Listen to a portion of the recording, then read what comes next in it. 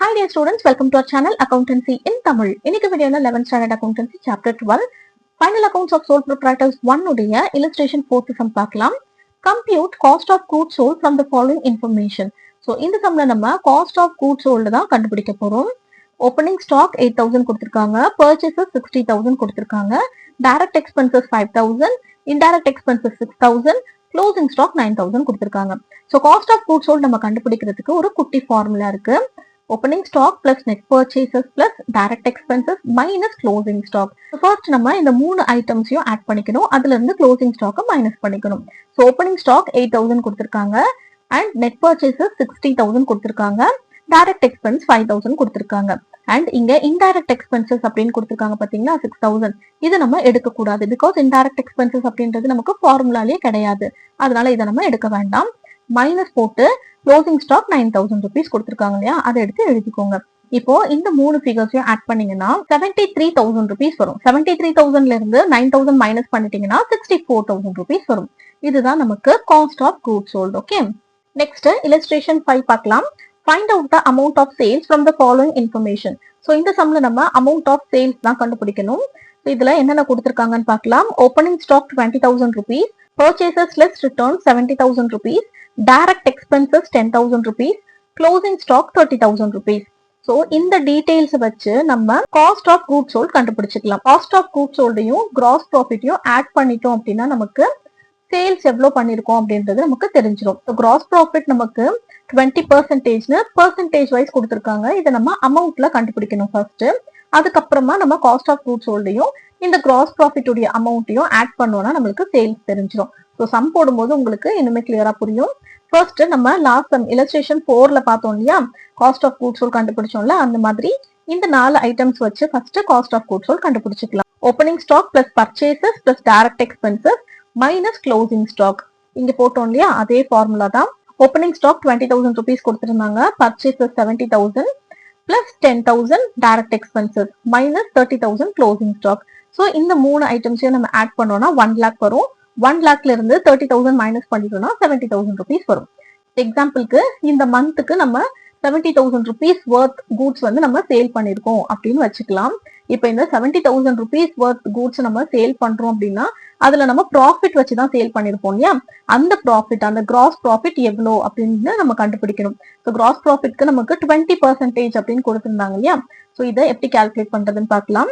let the sales be 100 அப்படின்னு வச்சுக்கணும். அதாவது 100% சேல்ஸ்ன்னு வச்சுக்கோங்க. அதுல 20% நம்ம ப்ராஃபிட் வச்சுதான் சேல் பண்ணிருக்கோம். ஓகேவா, அப்போ 100ல இருந்து 20 நம்ம மைனஸ் பண்ணிட்டோம்னா பேலன்ஸ் 80% வந்து காஸ்ட் ஆஃப் கூட்ஸ் சோல்ட். சரியா, அப்ப காஸ்ட் ஆஃப் கூட்ஸ் சோல்ட் உடைய அமௌண்ட் நம்ம கண்டுபிடிச்சு வச்சிருக்கோம். சோ இதுல இருந்து நம்ம 20%க்கு அமௌண்ட் எவ்வளவு வருதுன்னு கண்டுபிடிச்சிட்டோம்னா அதுதான் நமக்கு கிராஸ் ப்ராஃபிட். ஓகே, இப்போ இங்க புக்ல therefore percentage of gross profit on cost of goods sold is 20/80 into 100 அப்படின்னு கொடுத்திருக்காங்க. சில ஸ்டூடெண்ட்ஸ்க்கு வந்து இந்த 20/80 குழப்பிக்கும். மேல 80 வருமா இல்ல மேல 20 வருமானு. ஜஸ்ட் இந்த பார்ட் இருக்கு பாத்தீங்களா, இந்த பார்ட்ல இந்த 100 மட்டும் நீங்க அப்படியே மறைச்சிட்டீங்க அப்படின்னா பேலன்ஸ் உங்களுக்கு என்ன இருக்கும், இந்த 20/18 இருக்கும். ஸோ 20/80 அப்படின்றத அப்படியே எடுத்து இங்க போட்டுக்கோங்க. அண்ட் தென் இங்க வந்து பெர்சன்டேஜ்ல கண்டுபிடிச்சிருக்காங்க. ஓகேவா, இந்த பெர்சன்டேஜ்ல நம்ம கண்டுபிடிக்காம இன்ஸ்டெட் ஆஃப் புட்டிங் 100 ஹியர் நம்ம இங்க 70000 rupees அப்படின்னு போட்டுக்கலாம். ஓகேவா, ஸோ இதுக்கான கால்குலேஷன் நான் இங்க உங்களுக்கு மேல போடுறேன். 20/80 into 70000 அப்படின்னு போட்டுக்கலாம். அதாவது 20/80 into 100 அப்படின்னு போட்டோம்னா பெர்சன்டேஜ்ல நம்மளுக்கு ஆன்சர் கிடைக்கும். நம்ம டைரக்டா அமௌண்டாவே எடுத்துடலாம். ஓகேவா, ஸோ இந்த 2 0வை கேன்சல் பண்ணிடுங்க. 2 1s are 2, 2 4s are 8.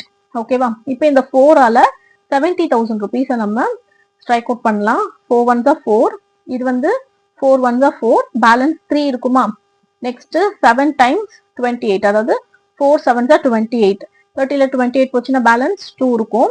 இப்போ இதை 20 எடுத்துக்கலாம். 4 5s are 20. ஓகே, இப்போ இந்த 2 0 இருக்கு இல்லையா, இதை எடுத்து அப்படியே டைரக்டா மேல ஆட் பண்ணிக்கோங்க. அப்ப நமக்கு 17500 rupees வந்து காஸ்ட் ஆஃப் கூட்ஸ் சோல்ட்ல இருந்து கிராஸ் ப்ராஃபிட் நமக்கு கிடைச்சிருக்கு. ஓகே, இப்போ கிராஸ் ப்ராஃபிட்டும் நமக்கு தெரியும் அண்ட் காஸ்ட் ஆஃப் கூட்ஸ் சோல்டும் நம்ம கண்டுபிடிச்சிட்டோம். ரெண்டத்தையும் ஆட் பண்ணிட்டோம் அப்படின்னா நமக்கு சேல்ஸ் என்ன அப்படின்றது தெரிஞ்சிடும். So cost of goods sold 70000 rupees plus gross profit ஒரு 17,500 rupees. இது ரெண்டுத்தையும் ஆட் பண்ணோம்னா நமக்கு 87,500 rupees வரும். இதுதான் நமக்கு சேல்ஸ். ஸோ புக்ல இருக்கிற மாதிரி நீங்க 25% இந்த மாதிரி எல்லாம் போட்டு கண்டுபிடிக்காம டைரக்டா நீங்க gross profit on cost of goods sold அப்படின்னு போட்டு இந்த ஸ்டெப் போட்டுக்கோங்க. இந்த ஸ்டெப் போட்டதுக்கு அப்புறமா டைரக்டா நீங்க இந்த sales is equals to cost of goods sold plus gross profit அப்படின்ற இந்த ஸ்டெப் வந்து போட்டுக்கலாம். நீங்க இந்த மாதிரியும் கண்டுபிடிக்கலாம். ஆனா 20% அப்படின்னு கொடுக்கறதுனால நம்மளுக்கு இங்க ஈஸியா இருக்கு. இதுவே நமக்கு எக்ஸசைஸ் சம்ஸ்ல 30% கொடுத்திருப்பாங்க. அப்போ நம்ம இந்த மாதிரி பெர்சன்டேஜ் கண்டுபிடிக்கும் போது நமக்கு பாயிண்ட்ல வரும். அதனால நம்ம டைரக்டா இந்த மாதிரி அமௌண்ட் போட்டே கண்டுபிடிச்சுக்கலாம். ஓகே, சோ இந்த சம் உங்களுக்கு கிளியரா புரிஞ்சிருக்கும்னு நினைக்கிறேன். இந்த சம் ஏதாவது டவுட்ஸ் இருந்துச்சுன்னா கண்டிப்பா கமெண்ட் செக்ஷன்ல கேளுங்க. அண்ட் அடுத்தடுத்த வீடியோஸ் பார்க்கறதுக்கு நம்ம சேனல் சப்ஸ்கிரைப் பண்ணிக்கோங்க.